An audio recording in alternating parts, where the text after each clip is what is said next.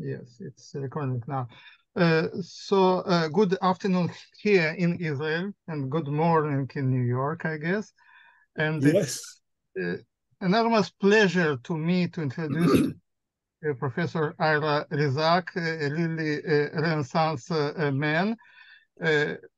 Many of us just don't know that Professor Ira Rezak is professor of medicine, who taught for many years medicine at the university.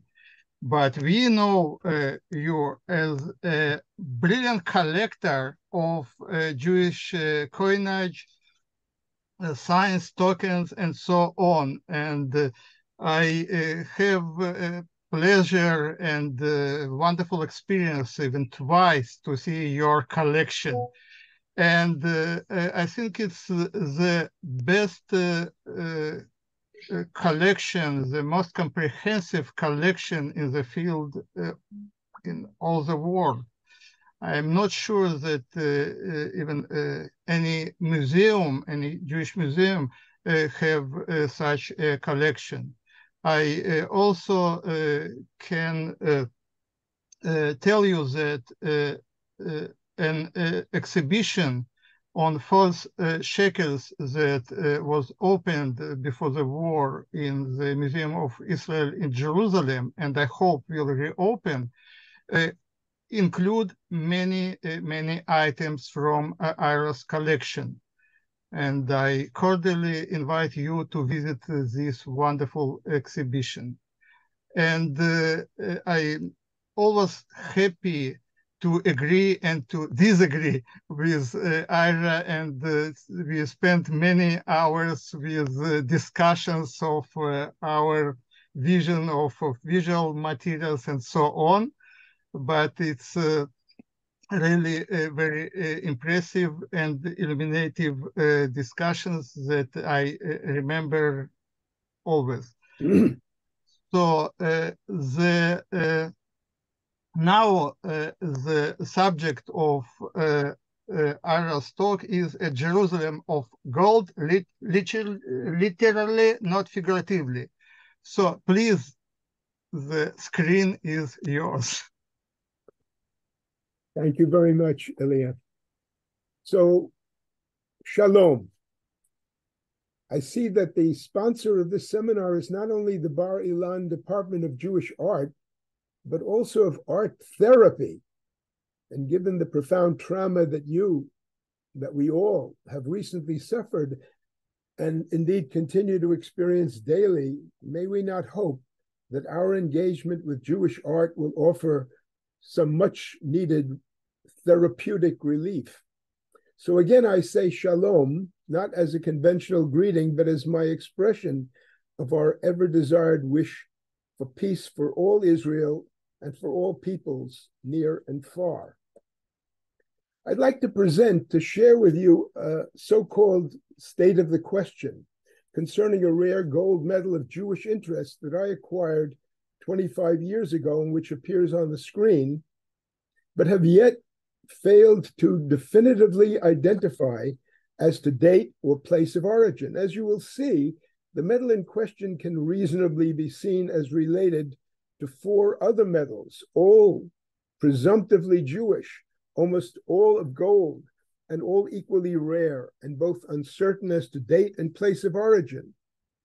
My intention is to present these relevant images and texts, explain my understanding of how these medals were produced, and offer my own analysis of their contextuality and meaning, with the hope that you, as art historians, may react to this information, formulate comments and questions, and I hope suggest alternative readings and interpretations of the data.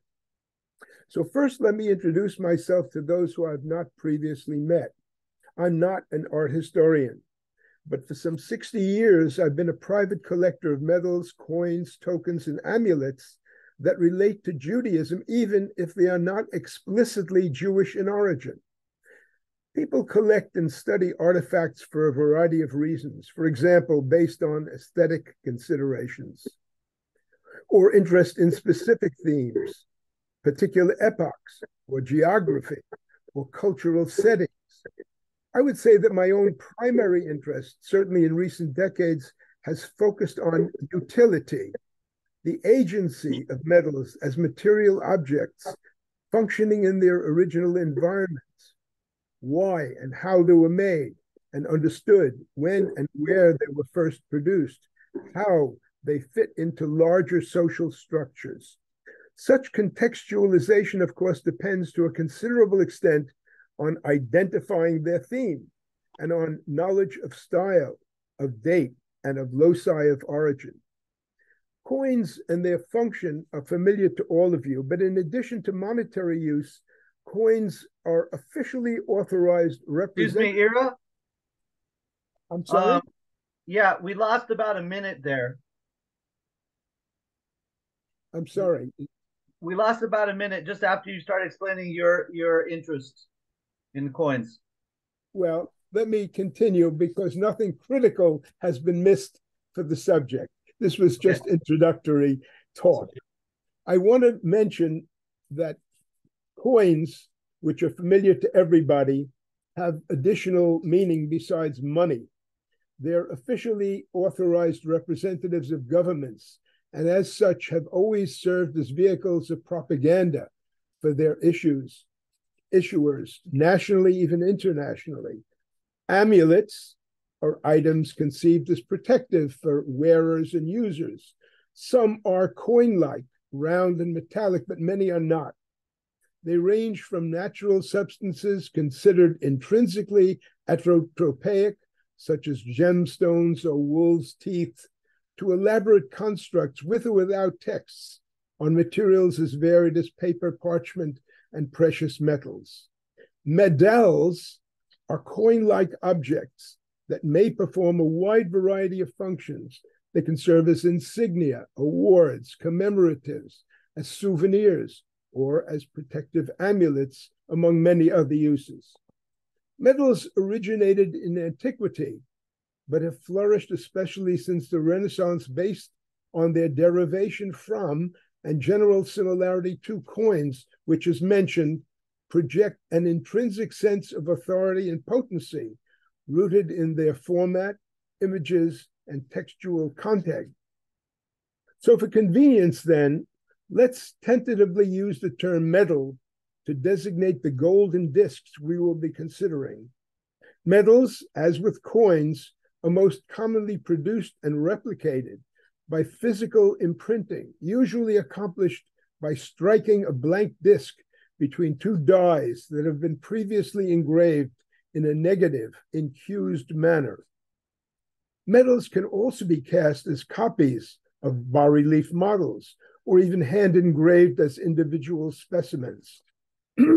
But these other techniques are less commonly employed than striking because they are more labor-intensive. Most metals bear on their surface iconographic and epigraphic information that typically conveys the meaning, the evident purpose of the metal, as well as providing information about who might have issued it, rulers, states, religious institutions, individuals. Stylistic and technical considerations usually offer strong clues as to where and approximately when particular metals were made. Actual dates are not infrequently included in the inscriptions. I've outlined these normative criteria for the identification and analysis of metals precisely because they're almost entirely absent from the metals that I will consider with you today. We can term the first object in question, which is before you on the screen, the one in my own collection, the New York specimen for convenience. It's circular, 53 millimeters in diameter, weighs 21 grams, and was die-struck in fine gold. This specimen has evidence that a loop was once present at 12 o'clock, but has since been removed. In other words, it was meant to be worn as a pendant.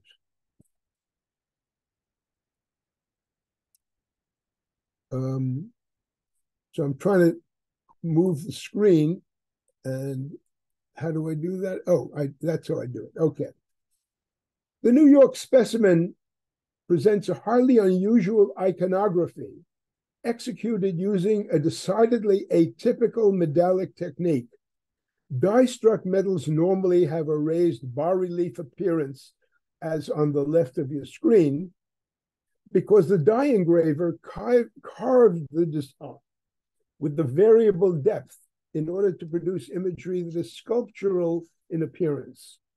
This metal has barely any relief, and upon close inspection, it is evident that the design was not carved into the die, but created by a deliberate, repetitive series of small punch marks in order to form the overall image. This technique of die production is somewhat similar to a coppersmith's work, decorating a cup or a bowl, or of a jeweler, using similar small punches. The Hebrew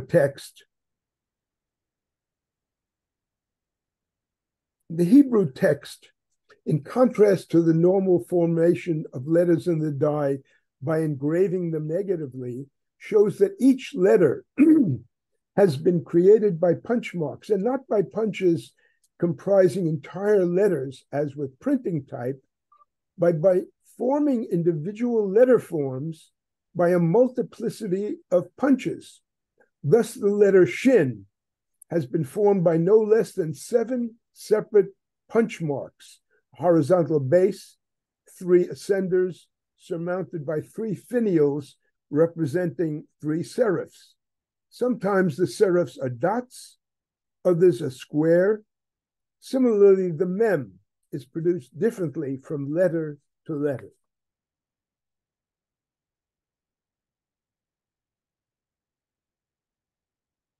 One side of the medal shows a building as the Temple of Jerusalem. Though it is unlike typical Jewish representations of the temple, it is identified as such by the surrounding inscription, Yerushalayim Ir HaKodesh Ubeit HaMikdash Tivaneh Utchonen B'menorah B'yameinu Aleph Samech Amen Selah. The central image is surrounded by various circular decorative arrays consisting of lines, of pearls, and of fleur-de-lis. The entire design suggests a sense of horror vacui, a desire to leave no space unfilled.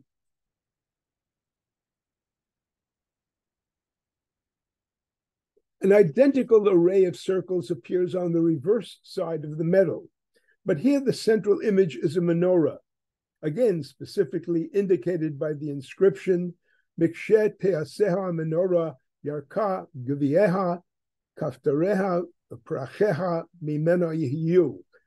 There are slight misspellings, lack of a yud in gvieha, of a vav in yehiyu. More strikingly, the menorah, perhaps uniquely depicted here, there are only 5 normal appearing branches, such as biblically described with cups, knobs, and flowers, and topped with centrally directed flames.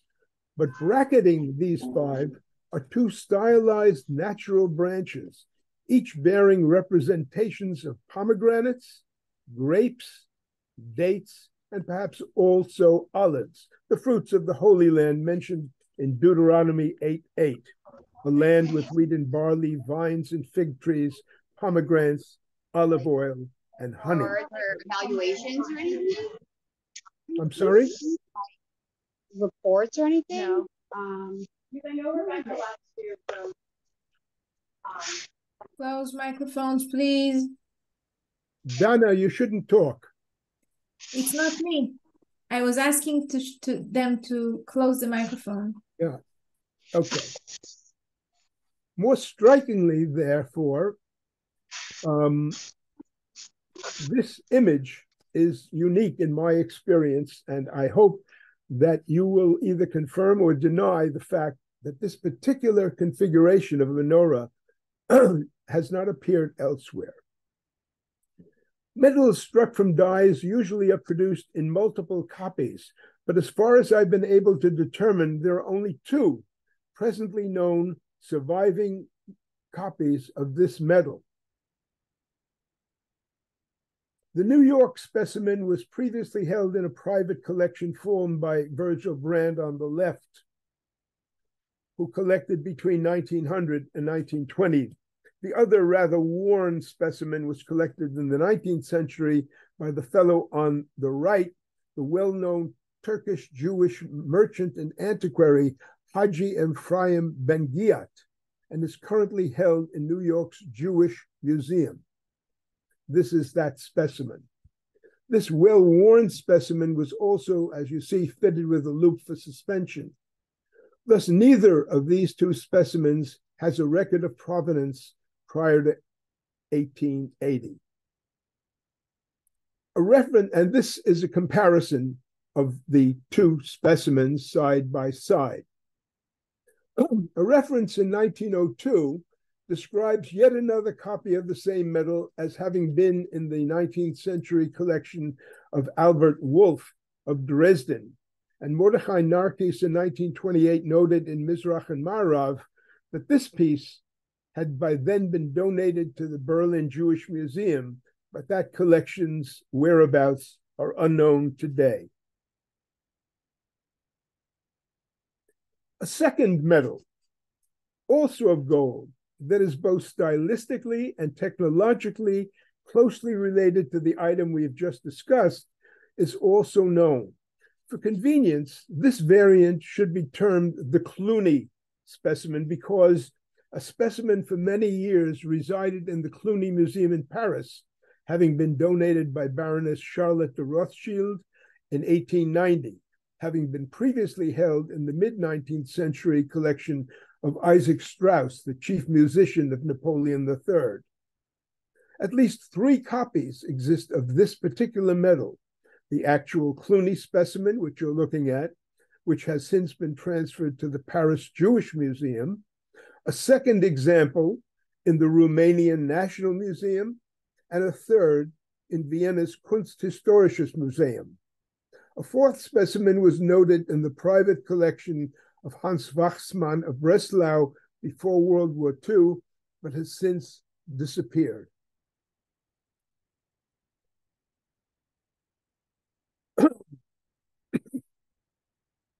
The Cluny variety has an obverse very similar to the New York specimen, but it was obviously struck from another die. Its temple depiction is clearer than the aforementioned one because the surrounding field is less cluttered. But more significantly, its inscription is different. Yerushalayim Ir HaKodesh Ubeis HaMikdash Bishnat Tibaneh Utechonein Bimhera Amen Selah. Yerushalayim here is spelled with a yod, and the date is indicated. How is this date to be read?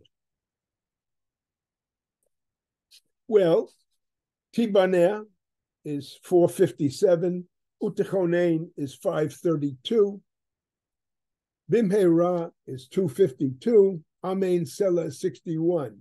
Totaling everything after Bishnat would yield 1302. Guido Schoenberger, examining the same medal at the Jewish Museum years ago, but also aware of the dated Cluny specimen, totaled all the words except Amen Selah and came up with 1241, to which he added 70 to date it from the year of the temple's destruction, and he arrived at a date of 1310, 1311, a medieval date he thought realistic, considering both medals to be either pilgrim souvenirs or amulets. The late Victor Klagsbald assumed the date to be based on Tibaneh alone, even though there were no markings to indicate that, giving the year as 1696 to 7, which seems more plausible. Given the remarkable similarity of the two medals, their dates must be very close to each other, and the late 17th century seems as reasonable a periodization as any for these two pieces, although the undated specimen with the menorah might be a bit earlier or later.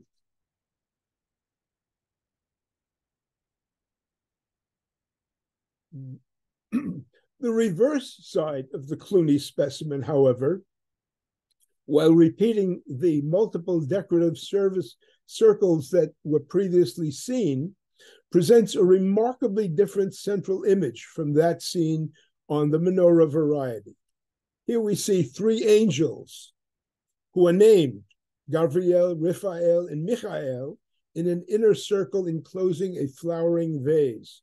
Also arranged circularly are the initial words of the Ten Commandments. Once again, all aspects of both the obverse and the reverse of the Cluny medal have been created in the die by using a series of small punches. Each decorative item, each letter, the temple structure, and even the figures of the angels have been formed this way rather than having been engraved into the die, as would have been the usual procedure in the 17th century.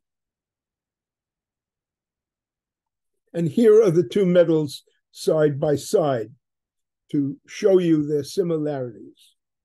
The artistry of these two medals is decidedly unsophisticated, but the legibility of the Hebrew letters and the texts on both the New York and Cluny types strongly suggest that the designs and production of all four dies were executed by literate Jewish craftsmen, likely in the same town, perhaps even in a single workshop. In the course of researching these two medals, however, I became aware of three additional medals that, while all different in style and technique of manufacture, clearly address the same theme of the Jerusalem temple and are also accompanied by Hebrew inscriptions. Moreover, all five medals, four of them gold, are known in only one, two, or three copies, or of similar size, and show evidence of having been supplied with loops or else having been holed for suspension. The first of these variant medals is held in Vienna's Kunsthistorisches Museum and shares with the two medals already discussed arrays of concentric circles of decorative elements on both sides.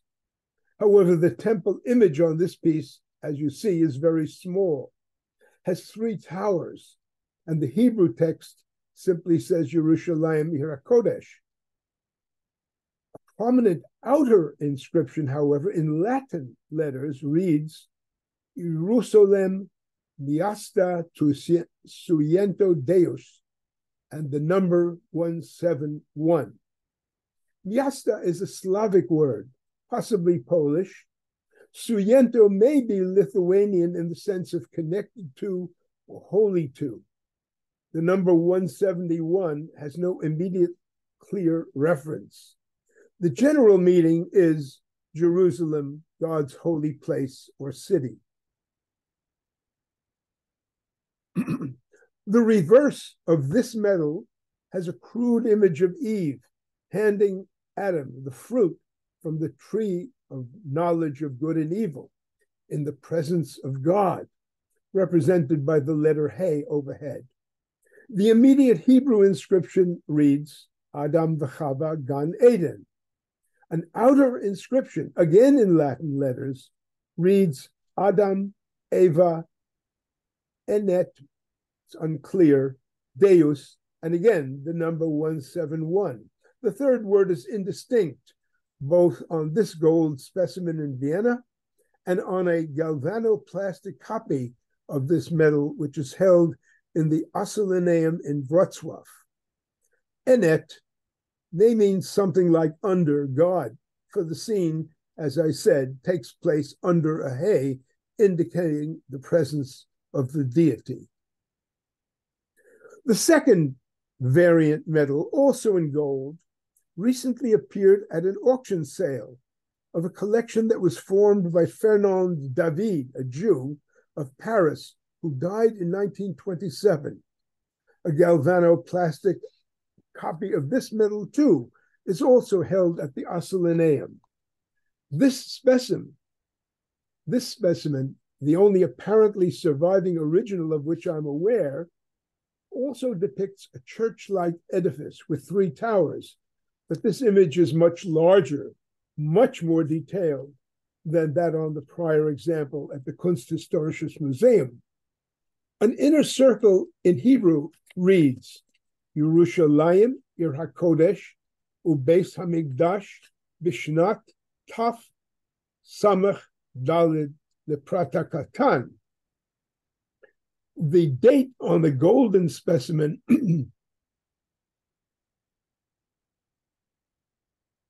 is poorly formed and may look like a Resh Samach Dalid, but the Galvano copy in the Asulineum makes clear that the initial letter was poorly formed as a Taf, hence giving the date of 1704 rather than 1504.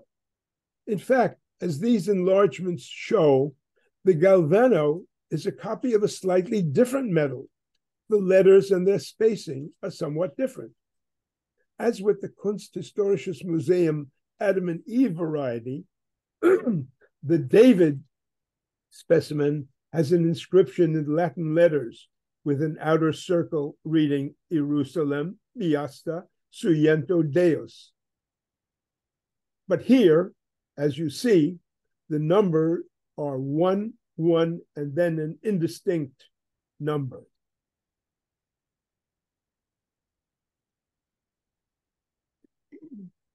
But as you see on the right, on the Asulineum specimen, it's 175. On the reverse, it's very similar in iconography and text to the Cluny specimen, but it's entirely different in style and execution. The figures of angels have been engraved rather than punched into the die. The palm branches that the angels hold are more elaborate, and the letters, though again constructed by punches, are thicker and more traditionally formed. Also, the circle names 3 archangels, but here, Michael, Gabriel, and Uriel. And within the circle, we find a tetragrammaton rather than the vase with flowers that was seen on the Cluny specimen. There is yet another variant of our theme, but it seemingly exists only as a single copper specimen held in the Hermitage in St. Petersburg. This piece was discovered in 1851 in Stanitsa Aksai, a small Cossack village in the Cherkessk region of the Don Basin between Rostov and Voronezh. The obverse side, which you see here, of the Hermitage specimen, shows the temple as a domed structure with an arched facade and external columns topped with spheres. Its circular Hebrew inscription has apparently been incised into the die rather than constructed by die punches, and it reads, Suras Yerushalayim, Sheyibaneh Beis Hamikdash B'menorah B'yameinu. Yehiyu Einai V'libi Sham is continued below, and B'tein Chalkenu B'Sorasecha in the surround. The medal's reverse, again, shows a pair of angels, but here the genital regions have been discreetly concealed by banners that were absent from the previous models. Under a crowned central circle are the names of the 3 archangels, here, Gabriel, Michael, and Uriel, and in the center, a tetragrammaton. And below is the word shalom, enhanced by nikodot. An outer circular inscription consists of the words of the priestly blessing with Hashem's name written in the double yod form. This medal kept in the Hermitage is the only one of the 5 types for which a gold example is not known. It's also the only one that has something of a geographic provenance.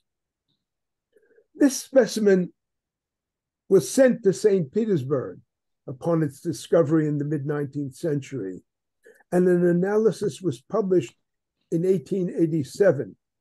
Opinions then ranged from thinking of it as being of Khazar origins, or considering it as possibly being Karaitic.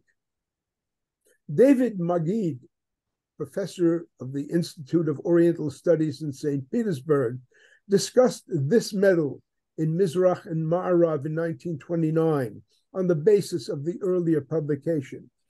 He rejected the earlier speculations, but advanced the idea that it might have been possibly made by or for either Christians or Jews.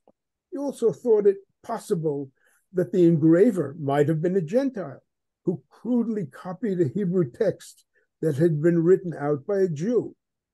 His speculations about its date ranged from the 17th to the 19th century, but he was forced to concede that the metal, while very likely amuletic, presented mysteries that might never be resolved.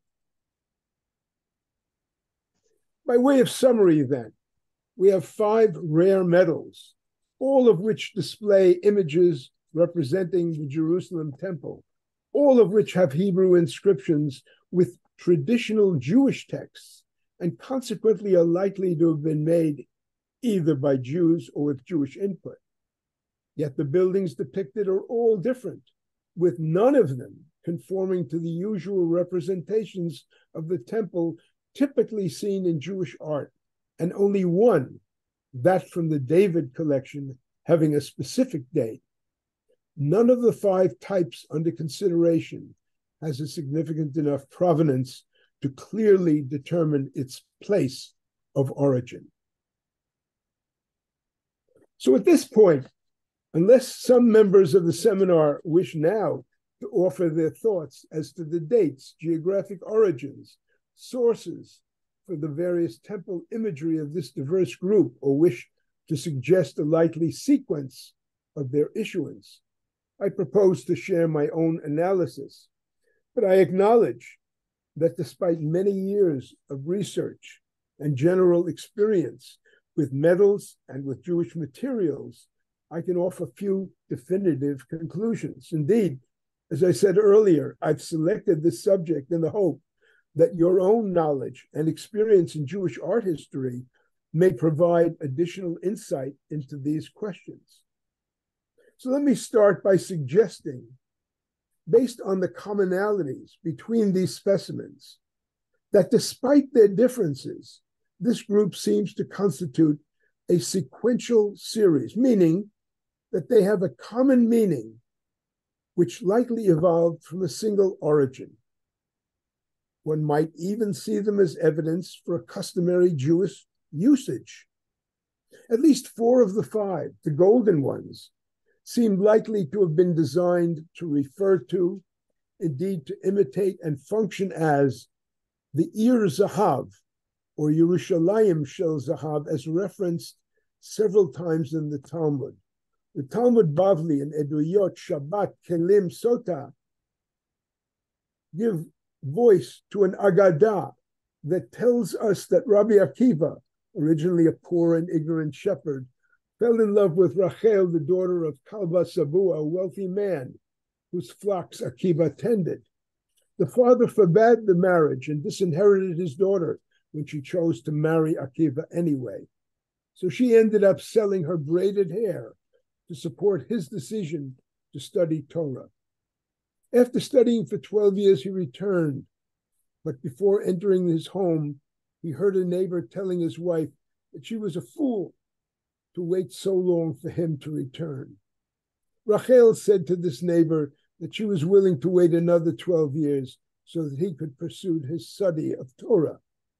Akiva then turned around and studied for another 12 years. And when sorry about the interruption, but we see a white screen. Yeah, that's just right. white. That's because I'm talking and there's nothing to see. Okay, sorry. I'm giving you a Devar Torah from the Talmud right now. You'll see more pictures in the future. When he finally returned, he was accompanied by 24,000 of his students, who were loath to let his wife, Rachel, who was now clad in rags, to even approach the great man. But Akiva said, Shali v'shalachem shalahu. All that I have and all that you know are what we owe to her. And later on, the story goes, Akiva became wealthy, and then he fulfilled a vow he had made to present her with an ear zahav. The Talmud tells this story because it was concerned about what an ear zahav actually was. There was a machlokes as to whether it was permissible for a woman to wear an ear zahav on Shabbat.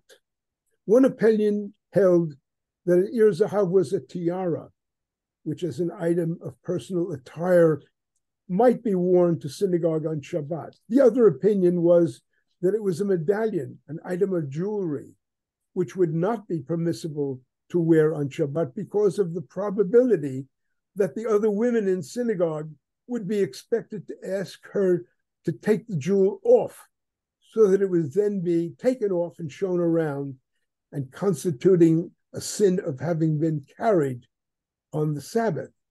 Both sides agreed that an ear zahav was circular, that it was made of gold, and that it bore an image of Jerusalem on it, and that it could be consequently called a Yerushalayim shel zahav. But the question of tiara versus metallic jewel was contentious. The majority opinion of the rabbis of the Talmud was that an ear zahav was a tiara.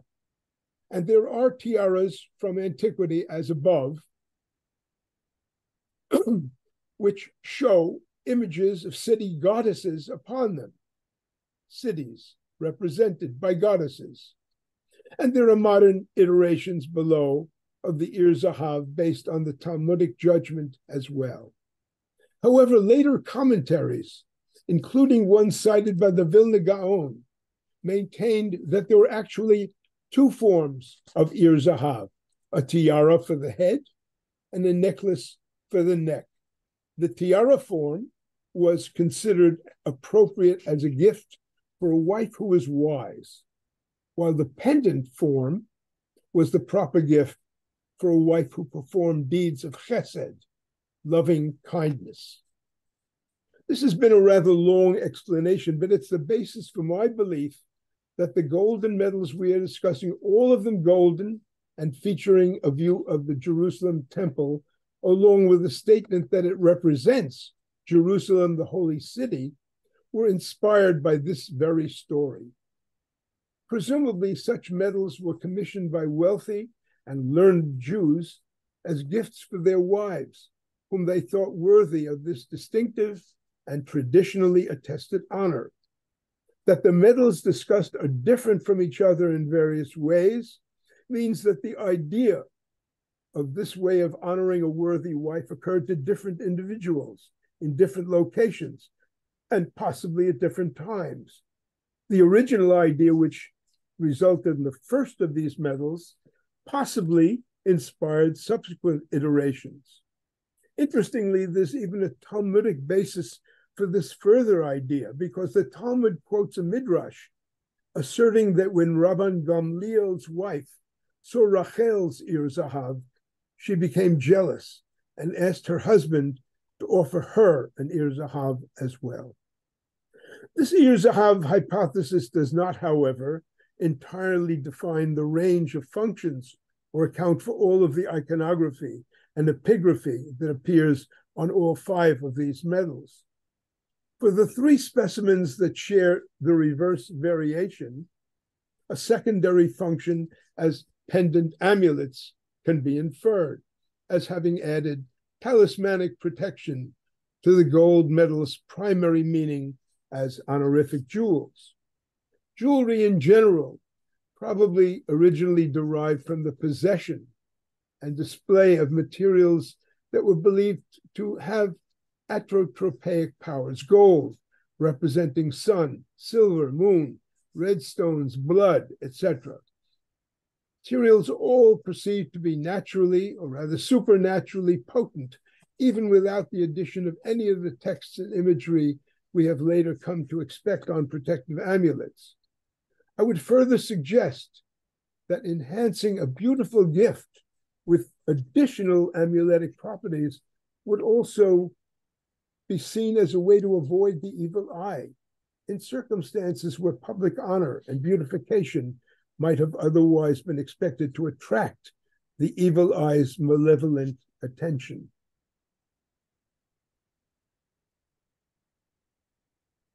Let's see. The three amuletic types share reverses that feature specifically human form angels, arranged as supporters of a central device. This Ira, we lost just about a half a minute just when you introduced the previous slide. Okay. Can you just repeat your description? I'm sorry? Could you please just repeat your description of this slide? Yes. These three amuletic reverses share human form angels who are arrayed specifically as supporters of a central device, the central device containing tetragrammatons or a vase with flowers, which is a symbol of eternity. This general format, so-called Clypeus configuration, dates back to antiquity, as you see on this Roman sarcophagus. And it is not infrequently a trope in Eastern Orthodox Christianity, seemingly more so than in Catholicism or in Protestantism, or certainly in Judaism. One therefore might be inclined to think of Eastern and Southeastern European provenance for the medals that display this particular configuration. The New York and Kunsthistorisches Museum specimen with Adam and Eve, however, have no texts or imagery. They're all typical characteristics of Jewish amulets. In my experience, images of the temple or of Adam and Eve are not normally associated with Jewish amulets. The image of Adam and Eve sinning in the Garden of Eden is particularly hard to square with my Ir Zahav hypothesis from either a Christian or a Jewish perspective. Perhaps you may have other possible, more positive associations with Adam and Eve's sin, which might make it appropriate for inclusion on a gift for one's wife, but I haven't thought of any such things. The most distinctive feature found on any single medal in this group, one which seems to have no exact parallel anywhere in the history of Jewish art, as far as I know, is the depiction of the menorah on the New York medal. It reflects Jewish tradition in having the flames oriented to the center by hinting at the flowers and not specifically noted in the biblical account. But only 5 branches are illustrated in this way, and the 2 supplemental branches, as I mentioned, are clearly intended to bring the total number to 7 and purport to be natural tree branches. And though they're stylized, they bear the Holy Land fruits, the cluster of grapes at the top, a group of pomegranates, a clump of dates for the honey, and a few round fruits, possibly meant to represent olives. It appears that the designer may have been sensitive to the opinion in the Baraita in Rosh Hashanah that the temple menorah should not be reproduced in 3 dimensions. Let me turn that off.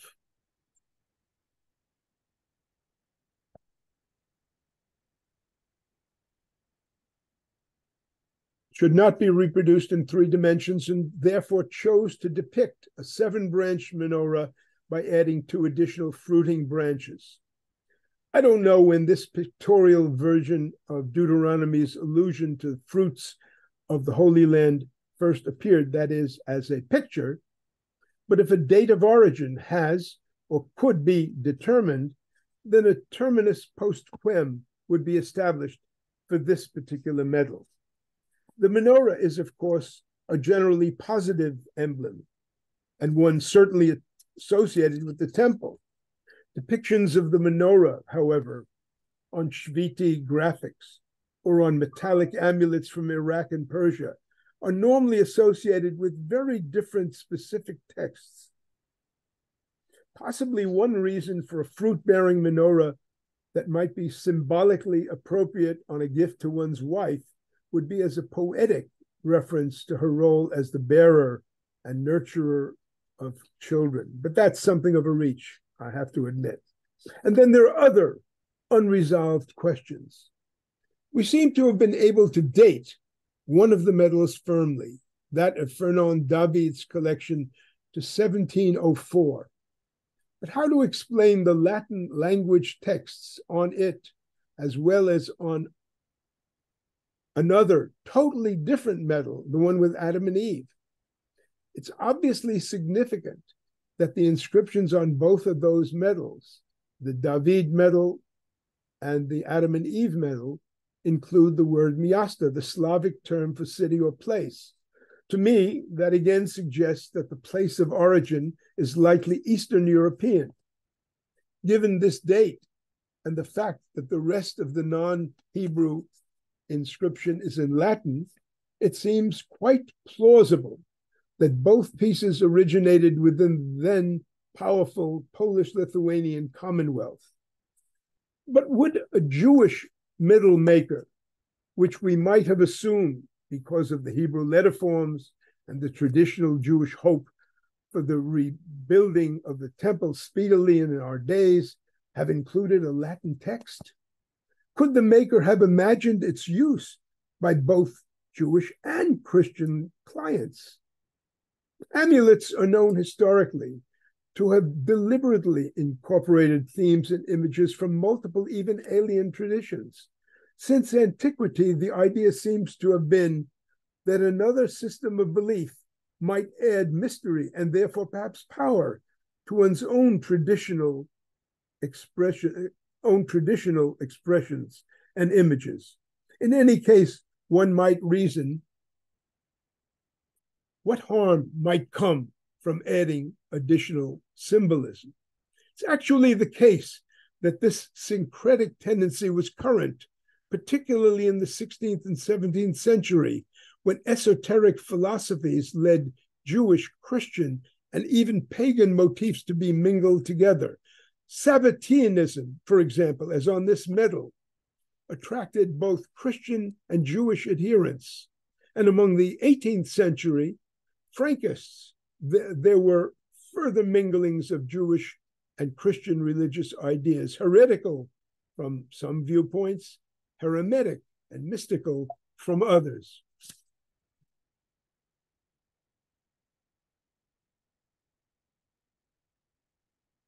Excuse me.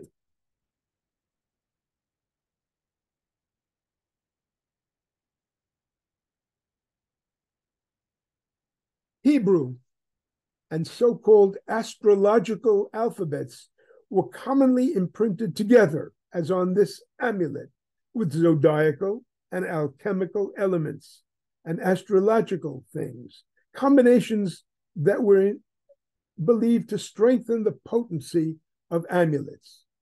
I don't have any specific evidence for this as the basis of these two Latin-containing amulets, but certainly it is something that one might consider in a 17th or early 18th century amulet where the mingling of such tropes was certainly common. Another question is, what can be made of the variety of images chosen to represent the Jerusalem temple on this series of medals? Since none of the structures resemble either the Dome of the Rock or the rectangular temple often seen in Jewish book illustrations, one imagines that the makers of these medals took their inspiration from local churches.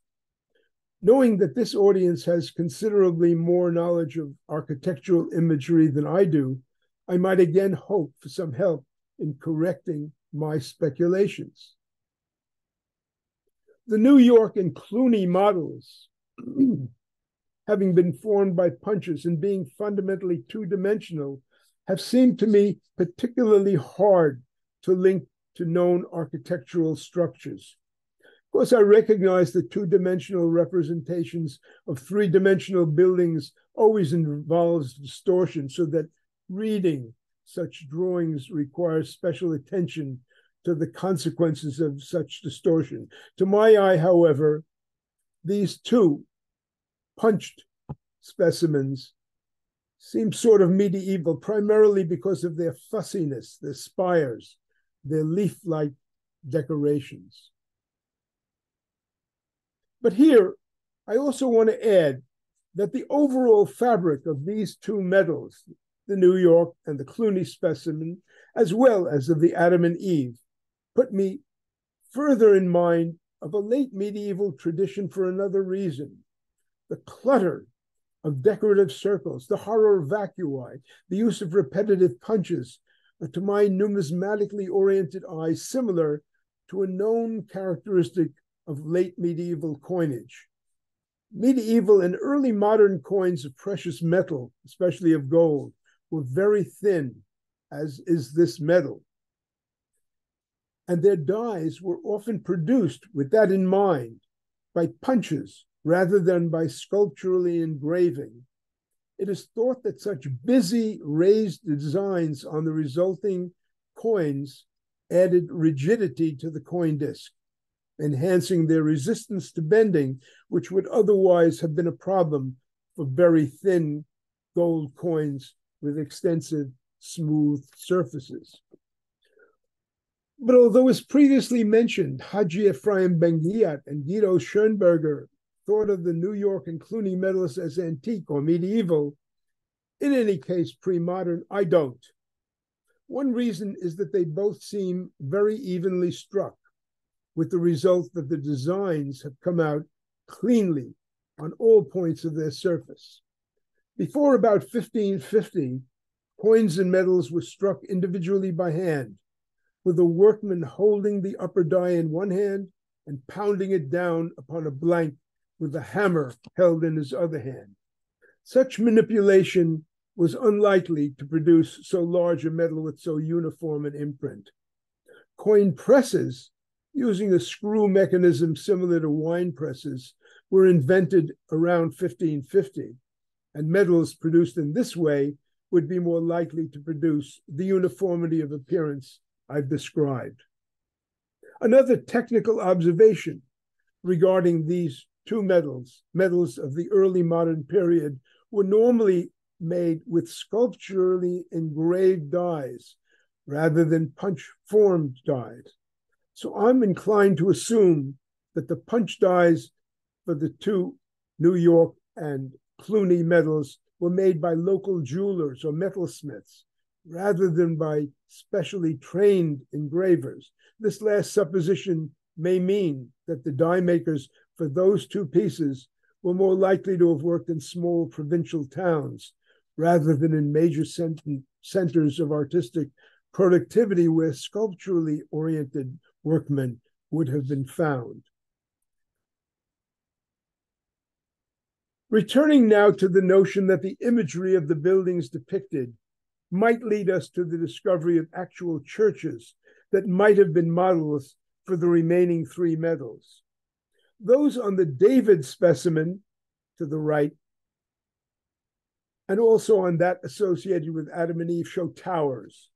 My friend Sergei Kravtsov brought to my attention the image on the left of a building in a Birkat Hamazon, published in 1704 in Die Herrenfurt, a town near Breslau, that bears some similarity to those two medallic images. The date of the Birkat Hamazon coincides exactly with the David medal. But beyond that, the printed image that you see also indicates a circular fence around the building that may correspond to a similar structure seeming to surround the church-like building shown on the David metal.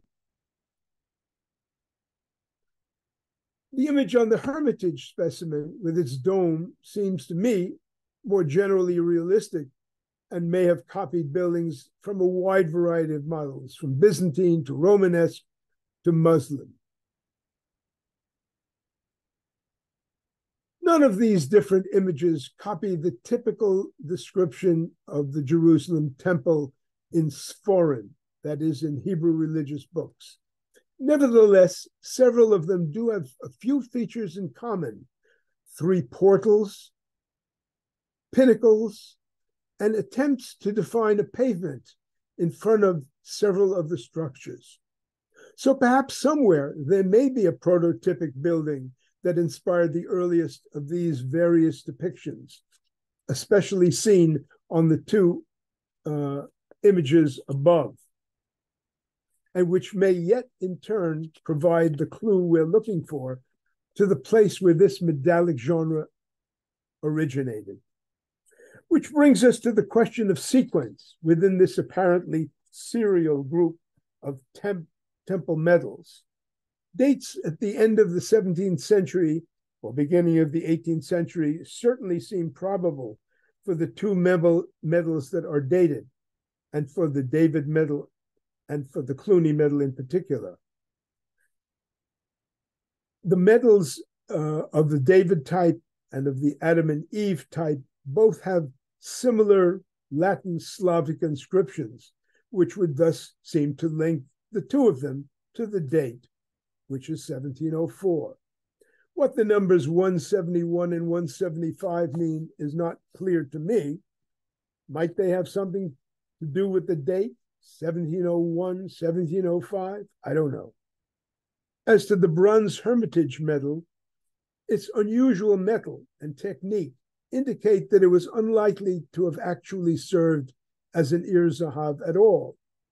And it's different, perhaps more Middle Eastern style building, as well as its provenance from the Caucasus, suggest a locus of origin possibly different from the Polish East European region, which for several reasons I've been inclined to assign the origin of the other medals to. To me, the biggest mystery is the menorah-backed New York medal. By virtue of its great similarity to the Cluny piece, it too is presumably in the area of about 1700 before or after. But whether it inspired or instead imitated the Cluny piece is unclear. My inclination is to think of the menorah piece as the earlier model, with an amuletized Cluny type being secondary for the reason that I've given, that amuletizing a beautiful thing protects from the evil eye. But this, of course, is just speculation, as indeed almost all of the tentative ideas I've just put forth for your consideration. So in conclusion, I freely concede that most of my suggested interpretations are conjectural, that my original questions as to where, when, what order, sequence these medals were produced remain open. But as I earlier did indicate, I feel reasonably secure only in defining the presumptive functionality of these artifacts as Talmudically imitative pendant gifts for worthy wives from wealthy husbands, 3 of which were amended to additionally serve as protective amulets. Thank you for your attention, and I eagerly hope that you will have something to teach me about what I have yet to learn. Thank you very much, Ira, for a fantastic presentation. Very illuminating. I'm sure there are many questions from the Kahal. If I could start though, just about the dating with the coin that has the date Bishnat. Is it possible to bring that the slide with the dating options? There are two coins that have a date. One with a very clear date, and this one, which is the one you're talking about. Okay. That is the Cluny specimen. It says Bishnat tibanet chonen b'menorah amen selah. Yeah. Okay. Now the first opinion adds up all of the letters and adds 70 because he imagined that the pilgrim to the Holy Land was mourning for the temple. That's his logic. This is a pretty ridiculous. First one is ridiculous suggestion. We agree. I don't hold by it. You don't hold by it. Yeah. I think we can dismiss it. Okay. Now the second one, Schwab is also. Schwab, I didn't comment on, but Schwab wrote in the 19th century. Yeah. He just substituted a 5 for the 1. He thought that's also ridiculous. Okay. So now the most reasonable one that we have is Victor Klagsbald, friend of mine, friend to many. Yeah. Wrote a commentary on the Cluny collection, and in it he said, "Look, none of the rest makes sense. Let's just say it's the first word after Bishnat." Yeah. Okay. That's also pretty unlikely. So okay, given that all the suggestions you have are very unlikely, then maybe I'll throw in another suggestion which might be a little less unlikely. That would be to take the Rosh Tevot of all the words following Bishnat. So that would be Taf, Vav, Bet, and then you could also include Aleph and Sameth as other options. And I think that'll get you into that. Shnat Taf is already 1640. So if you want to add, if you just do it without the Amen Selah, you get 408. Yeah, so that would be 1648. If you put in the Amen Selah, then you're adding another 61. Yeah, so that gets you at the very beginning of the 1700s. That's right. I think those are much more likely than the 3 options that you've I just put the top options there for general information. As I said, I don't believe them for a moment. I believe that they're not medieval. Okay. Okay, because with chronograms, often the letters which are supposed to be counted have a dot above them, a symbol. Yeah. Well, here is the actual specimen on your left, and you can see that there are no diacritical marks that indicate anything. Right. So I believe that the Rosh Tevot is a method used with chronograms, and that would be worthy of consideration here.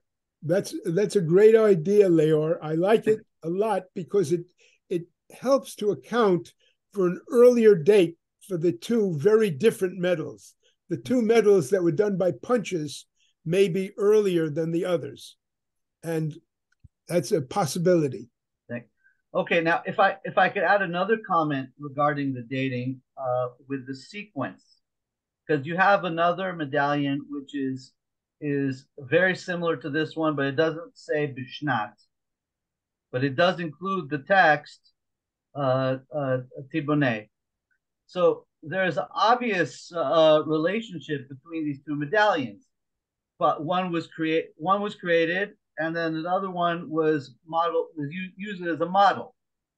That seems to be quite clear. So the question is, which is the primary and which is the secondary?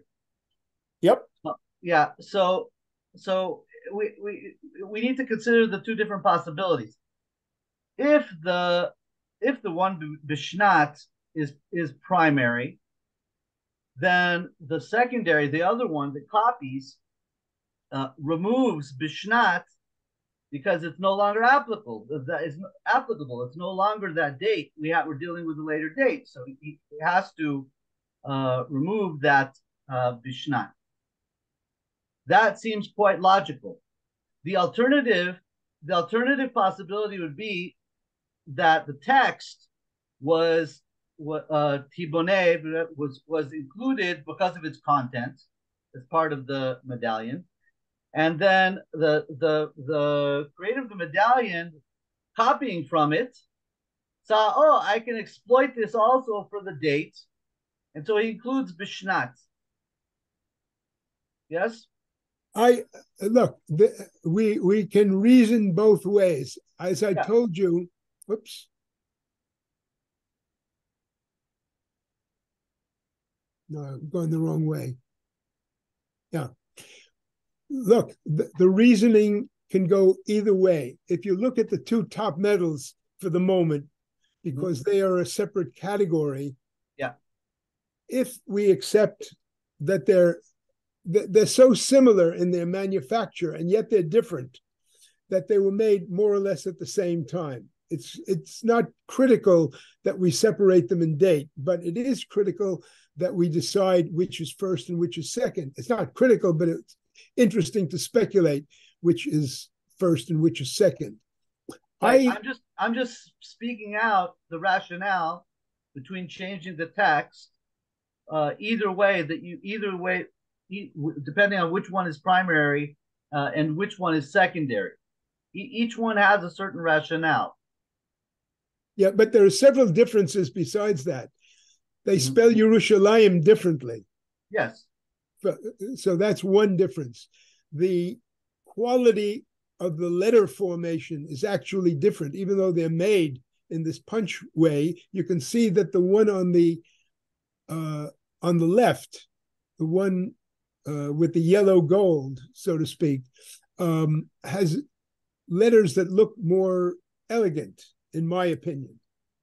So it's very, very difficult. I mean, we can go back and forth about it. What's striking to me is that they clearly are a pair, and that the image of the building is the same.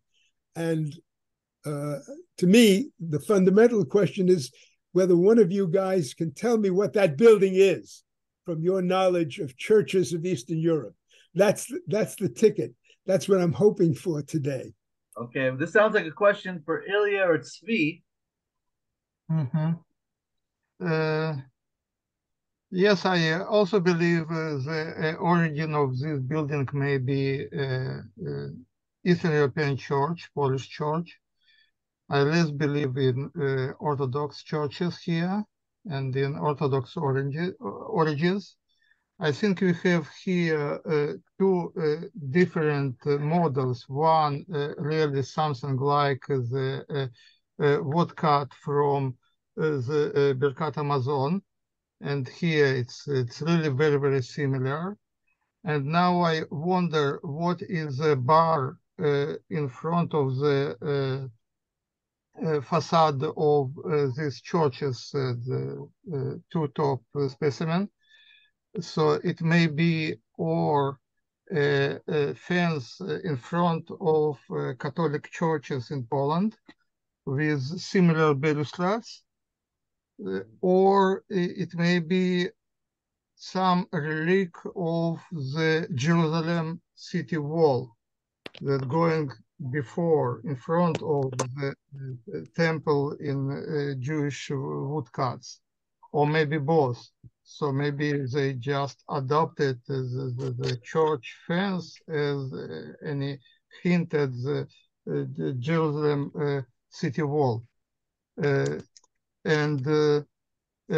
what is very strange is the last medal, the medal found in Russia, because I see this architecture as something really European with this dome, not really Oriental.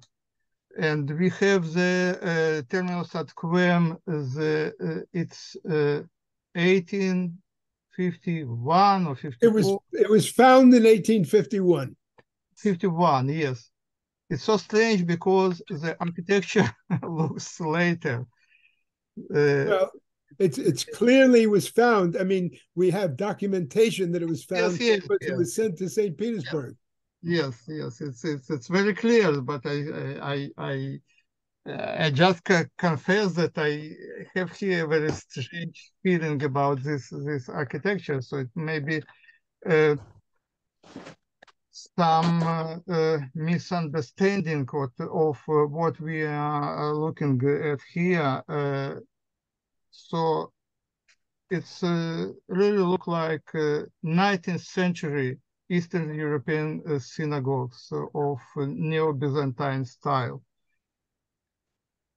And the dome is clear here, and I think the dome here comes instead of this triangular pediment or roof there. Yes, but the idea of the dome, Miriam wrote something of work about domed synagogues in Europe. So I think the earliest is early 19th century, something like that. I think in Vienna or something. I'm not sure now.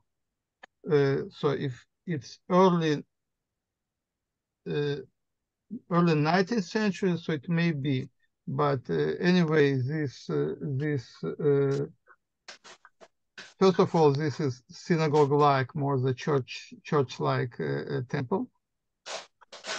And in any case, here we have pars pro toto representation of the city of Jerusalem. It's a temple going for the city, yes? And this very, very traditional way to represent Jerusalem. Something else about the angels. I think the point there is apotropaic, and we have the 3 angels around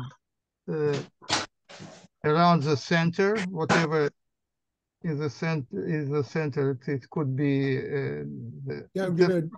something else. So here we have 3 angels. On the left, I think the artist, the minter, had hardly reason what is there below. So this is the third angel here. Yes, it should be an angel that we see it from the front. Yes, it's yes, but yes. On the right, it was so unclear what is the item below, so it was skipped. Now, this combination of 2 angels and klepeus or whatever in the center is heraldic in any place in Europe. And we see such a combination of angels and klepeus or cartouche or whatever in the center in Hebrew press, in Hebrew printed books in Prague, for example. So it was very usual and very accepted. Ilya, it may be common in Jewish books, but it's not common in Jewish amulets.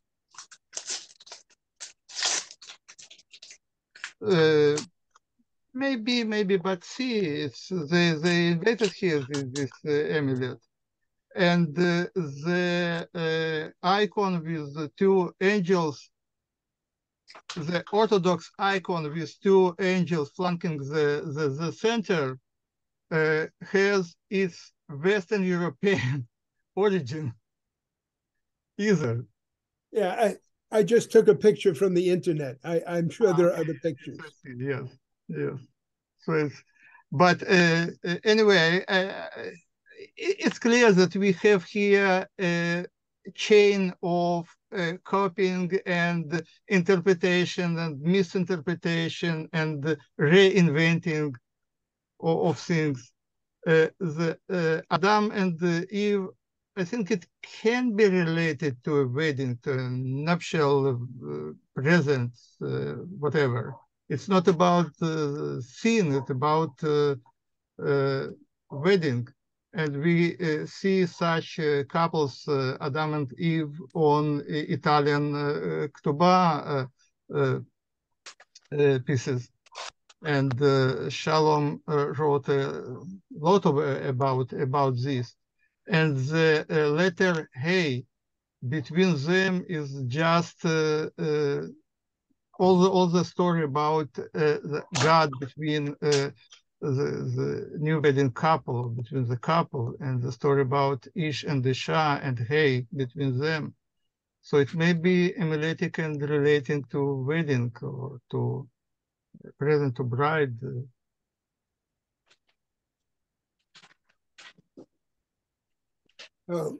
I respectfully, Ilya, I think if it was a wedding gift, the texts would be different. The texts are not in any way related to a wedding, and there are lots of wedding gifts in the world, and I can only say that this configuration of angels and so forth is amuletic for sure. We all agree that when you have angels in God's name, that this, and these are worn things, that these are all amulets. That much we know. Yes. So the question is the wedding hypothesis versus the Ir Zahav hypothesis.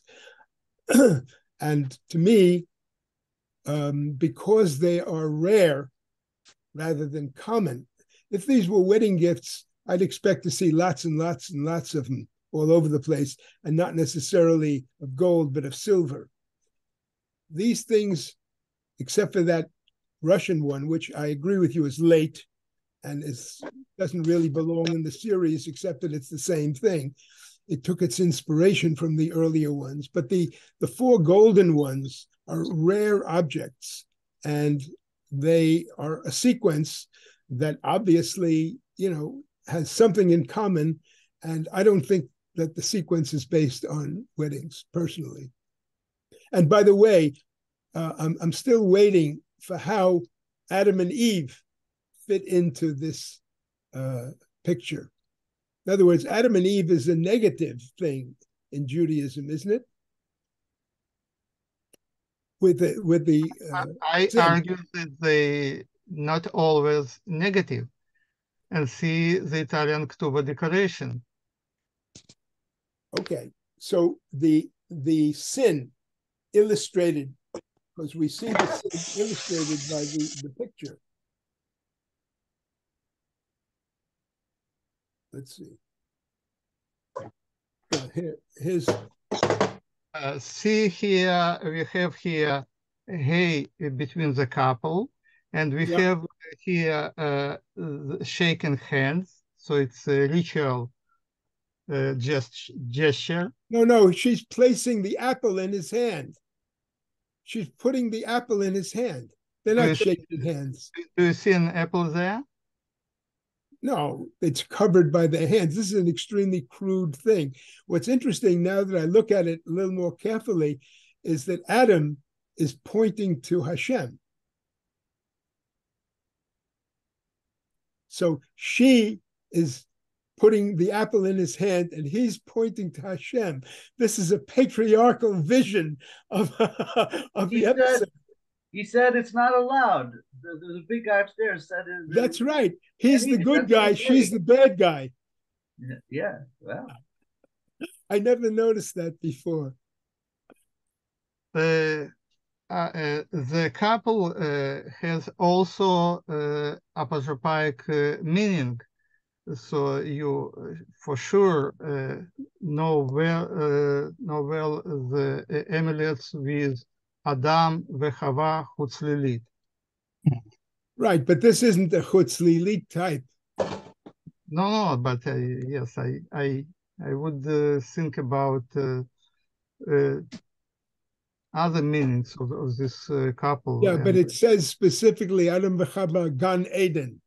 This isn't a later, that chutzlilit kind of thing. It's possible. Anything is possible. But to me, again, the combination with the temple is Yerushalayim. Yeah. Ira, they are shaking hands. Shaking hands, Adam and Eve, is totally unusual. It's a symbol of wedding. Okay. In the iconography, I mean, it's not the right hands of both. Yeah, it's possible. is left hand. But this is totally unusual that they are shaking hands. I don't think that they are shaking hands. I think that No, she's so just what are they giving doing? instructions. It's hard to see. Anyway, it's I don't know what this Ira- word. By the Ira way, said the word over here, enet, that Eve is is giving the unknown. apple to Adam. Yeah, I think so too. That's what There's an unknown word here. It's Adam, Eva, enet, Deus. I don't know what enet means. Does anybody know what enet means? maybe Emmet. No, it looks like a nun, like an N. Sorry. And by the way, there's an electrotype of this, and it's the same letter. So I don't know what that means, actually. What do you all think about the presence of this mixed language Latin text? How do you think that fits into the picture? In other words, we've assumed, because of the quality of the Hebrew and the Hebrew sentiment on the other side, that this is for, of Jewish origin, possibly. Why would there be all of this Latin on it?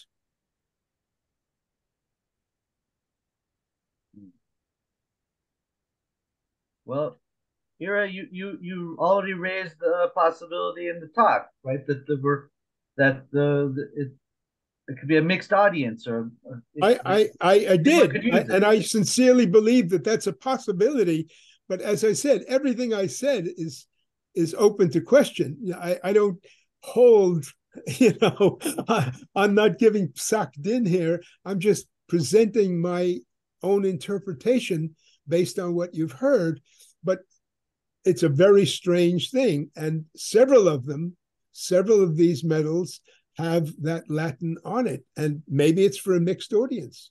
Certainly, I believe that in this period, which is 1700 plus or minus something, it is entirely possible that people would have strengthened an amulet by using weird other languages. It's entirely possible.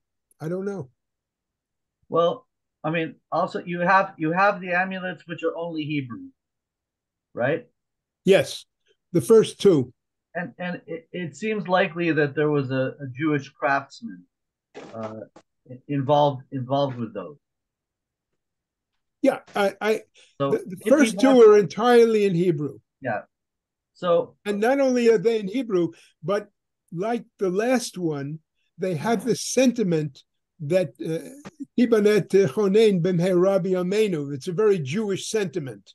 It's not something that would appeal to Christians particularly. Right. But if this Jewish craftsman wanted to, or someone from the school, or or an acolyte, or someone later, however, wants to sell one of these amulets to a non-Jew, it would make sense to include Latin.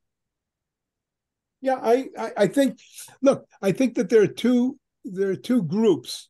One that are undoubtedly Jewish, the top two, and the Russian one. They're undoubtedly Jewish. They're all in Hebrew. They don't have any Latin on them, etc., etc. We can argue that the Russian one is just an amulet from later on, has nothing to do with Ir Zahav. We can talk about that. The other two, which both have Latin on them, could be for this dual use purpose. And to me, they have the strongest evidence of having come from Eastern Europe and so forth and so on. They have church buildings on them and so forth. So I make that case, but I'm not sure about it, obviously. Great. We have some more questions. Svi, you have a question or comment? Yeah. I have a comment.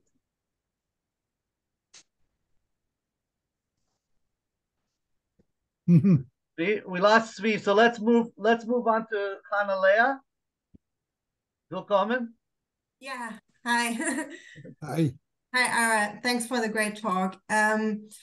Actually, I was hinting on the same, as you already mentioned, the combination of Latin and the church-like buildings, because my first association with the other two, the ones up right now, of the building, my first idea was wooden synagogues from the Polish and Lithuanian. They started to take the supplements. Yeah. And how is your stomach? Sadik, okay? Sadik, your microphone is on. Yeah, that is always today. Can people please turn off the microphones? People who are not speaking. Okay. Kaplan. So yeah, my first idea were wooden synagogues from Lithuania and Poland, also developed in the 16th, 17th century, because of the beams and the different textures and ornaments in the roof. But yeah, that was an idea. But the combination between the Latin wording and the church-like buildings also points to that direction, I think. And I tend to remind of what I'm working on, the merchandising of Judaica in Germany, that there were also Hanukkah menorahs being sold as Titus lamps in department stores. So Gentiles tend to buy them in the 19th century and early 20th century. So the idea, I think, is, yeah, very convincing.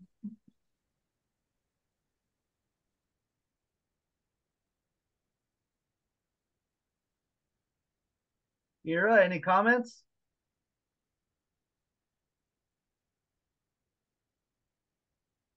Ira?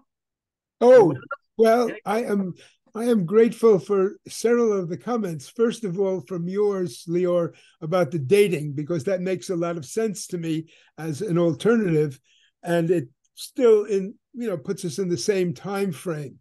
It suggests the possibility of 1648, which is an important date in Jewish history. 1648 is a time when we are dealing with wishful thinking for new messiahs, of catastrophes in Poland.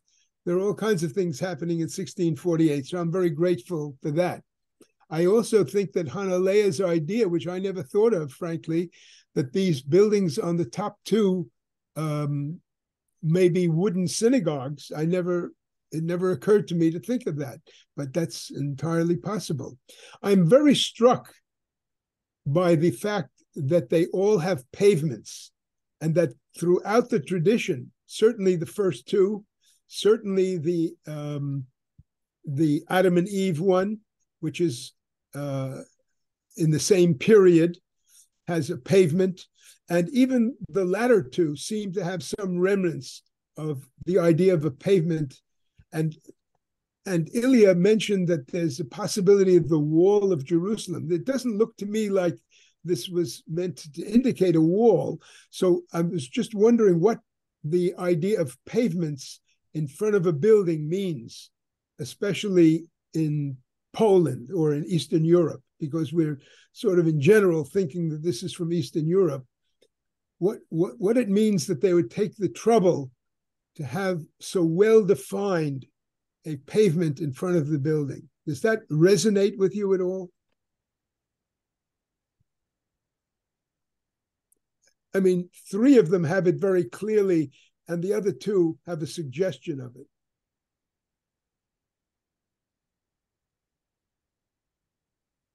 I remember no case of such a kind of pavement in front of synagogues.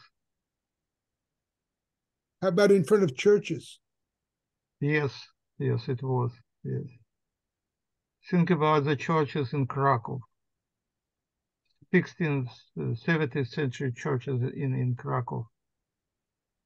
Only your way from the city center to Kazimierz, you pass half a dozen of such churches.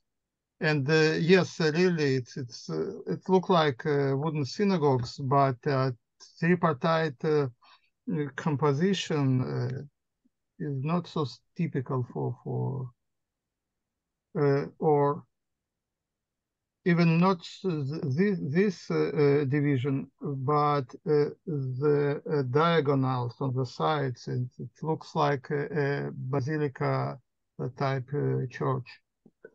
But okay, Tzvi. Yes, Tzvi. Yeah, so I'm back. I'm sorry, my internet is not stable. So I wanted to comment about the makers and suggest something.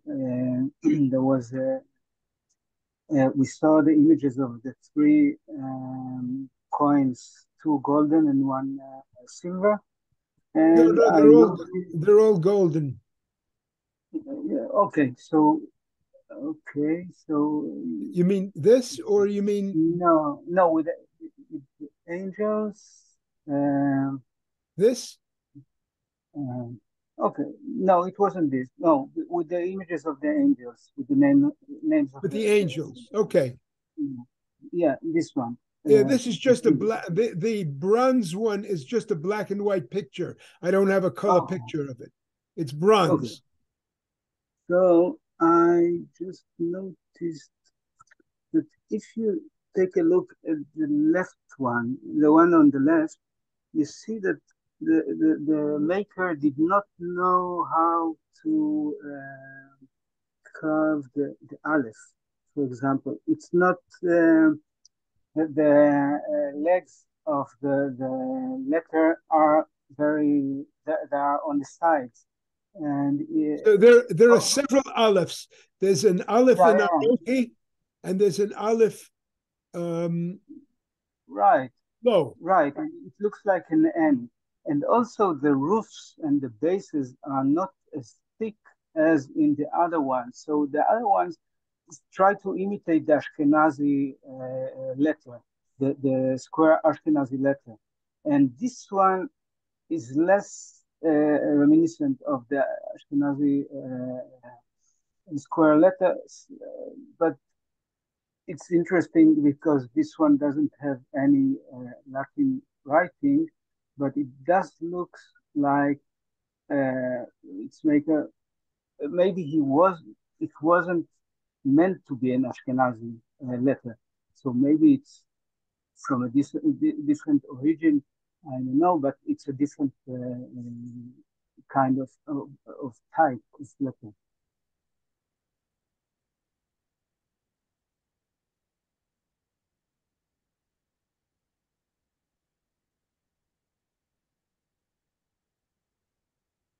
I think that the alephs on the menorah version are not the same. Let me see if I can get you back to that.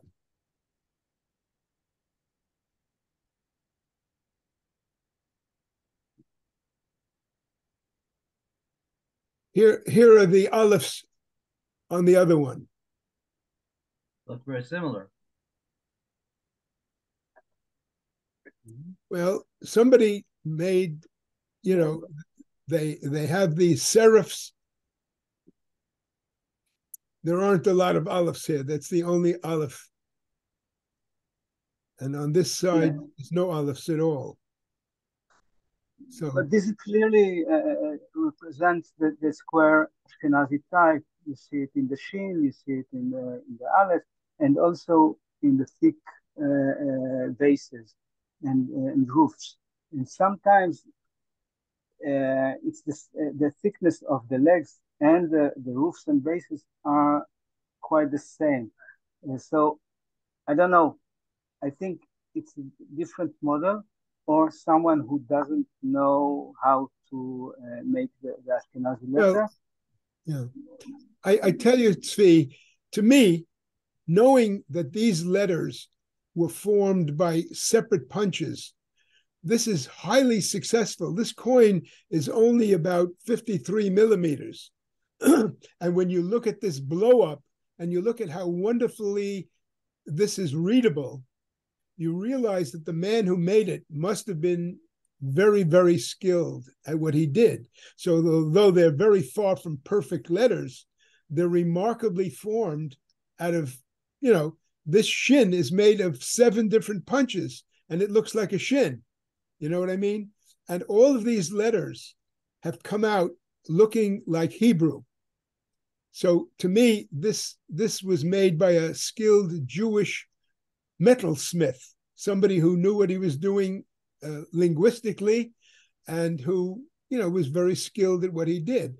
You're looking at a very blown up version of a very small coin.